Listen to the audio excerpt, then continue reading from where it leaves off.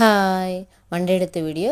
காலைல சாப்பாட்டுக்கு தோசையும் மட்டன் குழம்பு கொஞ்சம் தான் இருந்துச்சு. தோசை சாப்பிட்டுட்டு லஞ்சுக்கு வெங்காயம் தக்காளி உருளைக்கிழங்கு பன்னீராக போட்டு அது ரைஸ் மாதிரி பண்ணிவிட்டு சைடிஷ்க்கு மோர் வெங்காயம் பண்ணி கொடுத்துட்டேன்.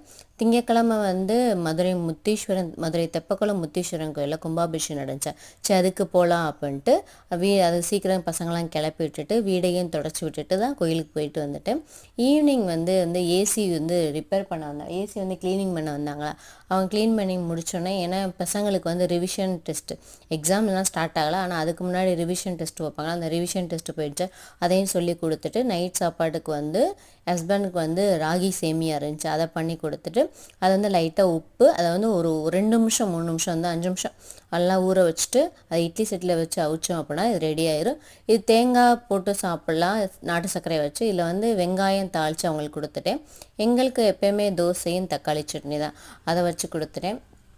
நைட்டு இந்த ராகி சேமியா சைடிஷாக சாப்பிட்லாம், சாப்பாடாக நம்ம செட் ஆகாது. ஆனால் நம்மளுக்கு தோசை தக்காளி சட்னி தான். தக்காளி சட்னி நல்லா சுள்ளுன்னு இருக்கும். அவங்களுக்கு ரெடி பண்ணிவிட்டு நாட்டு சர்க்கரை வச்சு கொடுத்துட்டேன்.